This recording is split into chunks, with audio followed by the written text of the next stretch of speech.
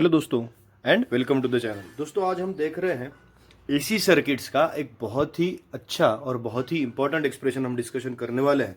मैंने इसलिए इसे लिखा है क्योंकि इसे हम LCR सर्किट कहा जाता है। LCR सर्किट क्यों कहा जाता है? बिकॉज इस सर्किट में एसी सर्किट तो है ही, एसी जनरेटर तो है ही, लेकिन इसमें L that is inductor, C that is capacitor और R दैट इज रेजिस्टर, ये तीनों लगे हुए होते हैं। अब इनके लिए जैसे आपको याद होगा हमने इसके पहले के 3 लेक्चर्स पढ़े थे, तो इनके तीनों लेक्चर्स जो आज तक जिन्होंने नहीं पढ़े हैं, बेटा डिस्क्रिप्शन में मैंने लिंक दे दी है, आप डिस्क्रिप्शन में से लिंक देखकर पहले तीनों लेक्चर देख लीजिए। That is AC generator with pure inductor, AC generator with pure capacitor and AC generator with pure resistor. हमने यहाँ पे क्या पढ़ा था कि जब रेजिस्टर लगता है तो दोनों की इलेक्ट्रिक करंट और ईएमएफ दोनों की फेज कैसी रहती है? सेम रहती है। जब कैपेसिटर लगता है तो ईएमएफ क्या होता है? लैग्स बिहाइंड होता है। और जब इंडक्टर होता है तब ईएमएफ लीड करता है π/2 से। मैंने शॉर्ट में फेजर डायग्राम भी वहां पे क्या कर दी है? निकाल दी है। अब दोस्तों आज हमें एलसीआर का कलेक्टिव अपोजिशन देखना है। एलसीआर का क्या देखना है? Collective opposition. इसे कहा जाता है इंपीडेंस, यानी जितना अपोजिशन इंडक्टर, कैपेसिटर और रेजिस्टेंस ये तीनों मिलके करते हैं उसे क्या कहा जाता है? इंपीडेंस, और इंडिकेटेड बाय जेड। तो उसका एक्सप्रेशन हम आज क्या करने वाले हैं? लिखने वाले हैं। तो उसकी डेफिनेशन मैं यहीं पे लिखूंगा, आपको उसे लिखना है। मैंने बस आपको नाम के तौर पे इसे क्या कर लिया है, नाम अगर लिखना है तो इसे हम यहाँ पे क्या करेंगे? रखेंगे। तो बेटा चलिए देखते हैं, बिल्कुल टाइम पास नहीं करेंगे और एक्सप्रेशन को क्या करते हैं? आगे बढ़ाते हैं। डायग्राम को आपको समझ लेनी है। डायग्राम में क्या है? Consider an alternating EMF connected to inductor L, capacitor C and resistor R. LCR circuit है और इसमें अब करंट का क्या हो रहा है?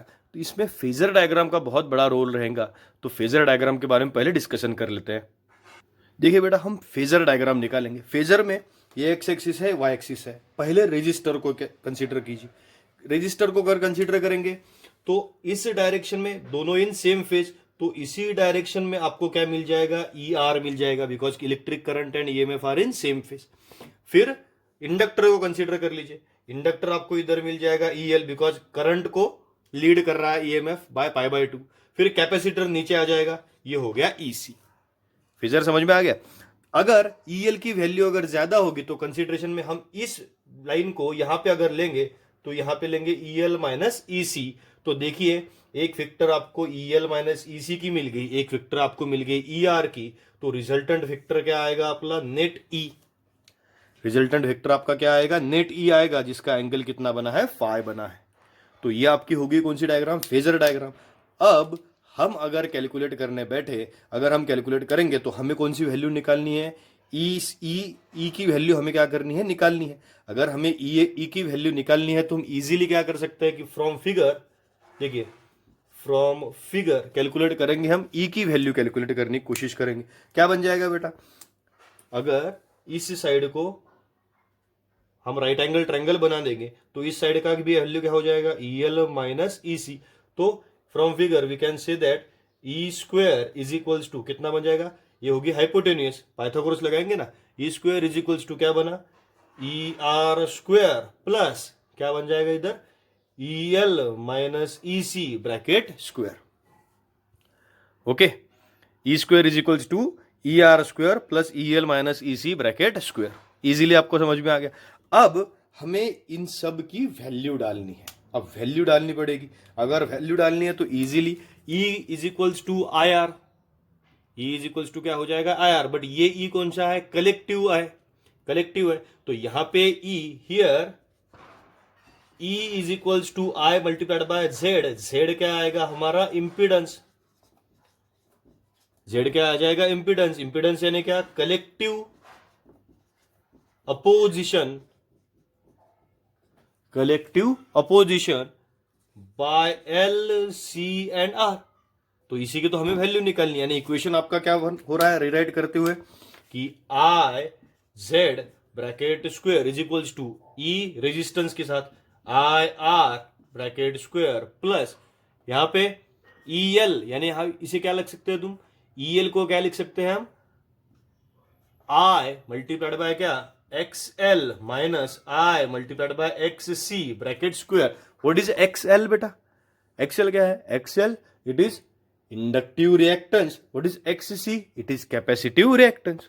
Okay, it is inductive reactance, it is capacitive reactance. हम क्या कर सकते हैं? सब तरफ से I को हमने कॉमन निकाल लिया, I को क्या कर लिया हमने? कैंसिल कर लिया. I को कैंसिल कर लिया तो इक्वेशन क्या बना हमारा? Z square is equals to क्या बन गया? R square plus XL minus XC bracket square. Okay, Z square is equals to R square plus XL minus XC bracket square. हमें वैल्यू निकालनी थी बेटा Z की. आपका एक्सप्रेशन बन गया Z is equals to square root of क्या हो गया? R square plus XL minus XC bracket square. This is the expression for impedance. ये एक्सप्रेशन कौन सा बन गया? Expression for impedance. इसमें XL क्या हो गया हमारा? XL हो गया इंडक्टिव रिएक्टेंस, XC क्या हो गया? Capacitive reactance. आपको समझ में आ गया? फेजर आपको समझ में आ गई होगी. फेजर अगर समझ में आ गए तो इसे एक्सप्लेन करना और इसे समझना कोई बड़ी बात नहीं है, बिकॉज ये हमने इसके पहले दो एक्सप्रेशंस पे क्या कर लिए थे? सॉल्व कर लिए थे. क्योंकि EL क्या हो गया? EL यानी एक इंडक्टर का EMF हो गया. EC कौन सा EMF हो गया? कैपेसिटर का EMF हो गया. और ER कौन सा EMF हो गया? रेजिस्टर का EMF हो गया. यानी दोनों की वैल्यू कैसी है? सेम ही है. तो इसके लिए IXL माइनस IXC हमने दोनों इक्वेशंस क्या कर लिए? इसमें लिख लिए बेटा. ओके, तो इसे आप लिख लीजिए. कभी कभी एग्जाम में क्या आ जाता है कि डिफाइन इंपीडेंस आ जाता है. क्या आ जाता है? Define impedance. तो हम उसे डिफाइन इंपीडेंस, इंपीडेंस का यूनिट ओम ही होता है बेटा. इंपीडेंस आखिर में क्या है? यही डेफिनेशन लिखेंगे हम. Collective opposition offered by L, C and R. It is collective opposition. कौन सा? L that is inductor, C that is capacitor, R that is resistance. It is collective opposition and unit क्या आएगा हमारा? ओम आएगा. अगर कभी सर्किट में समझ लीजिए R नहीं लगाया है, रेजिस्टेंस नहीं है, तो उस सर्किट को क्या कहा जाता है? LC सर्किट कहा जाता है. LC circuit. फिर इंपीडेंस की वैल्यू कितनी हो जाती है? Z is equals to under root XL minus XC square, because R की वैल्यू क्या हो जाएगी? 0 हो जाएगी. सेम अगर L नहीं होगा तो सर्किट को क्या कहा जाता है? CR सर्किट कहा जाता है. ओके, सर्किट को क्या कहा जाता है? CR circuit. फिर यहां पे हमने कंसिडर कर लिया कि L की वैल्यू नहीं है, तो R square minus XC square. Okay, वैसे अगर कैपेसिटर नहीं होगा तो सर्किट को कहा जाता है LR सर्किट. जो नहीं है उसका नाम हटा दे. ओके, जो नहीं है उसका नाम अगर हम हटा देंगे तो इक्वेशन हमें इजीली क्या मिल जाएंगे? सॉल्व करने के लिए मिल जाएंगे. तो इसमें अगर आपको ऐसा लग रहा होगा कि सर फेजर एक बार फिर से बताइए, देखिए फेजर में एक बार फिर से निकाल के भी बताता हूं ताकि आपको समझ में आ जाए सारा स्ट्रक्चर. देखिए फेजर में हम कंसिडर करेंगे, देखिए ये समझ लीजिए मैंने पूरा एक्सिस निकाल लिया, ये मैंने एक्सिस निकाल लिया. ये एक्सिस कौन सा एक्सिस है हमारा? X axis. ये एक्सिस कौन सा एक्सिस है हमारा? Y axis. X एक्सिस पे मैंने कंसीडर कर लिया बेटा करंट. ये हो गया हमारा I. ओके, I इधर आ गया. सबसे पहले हम रेजिस्टेंस के बारे में सोचेंगे. तो EMF and current are in same phase. जब ER की बात होती है तो ये आ गया हमारा, क्या आ गया? ER. जब इंडक्टर लगता है तो EMF will lead the phase by pi by 2. इधर आ गया EL. ये समझ लीजिए ब्लैक कलर का आ गया EL. ओके, और कैपेसिटर में इट लैग्स बिहाइंड, ये आ गया EC. अब इसमें EL की वैल्यू कैसी होती है? ज्यादा होती है. अब इन तीनों का तो हमारा रिजल्टेंट निकल नहीं सकता ना, तो इसमें EL की वैल्यू कैसी होती है? ज्यादा होती है. अगर EL की वैल्यू ज्यादा है तो यहां पे मैंने एक शॉर्ट वेक्टर प्रोड्यूस किया, और जिस वेक्टर की वैल्यू क्या बन जाएगी हमारे पास? EL minus EC. ओके, तो अब वेक्टर की बात चीज ऐसी है कि हमारे पास एक वेक्टर है ER और एक वेक्टर है EL माइनस EC.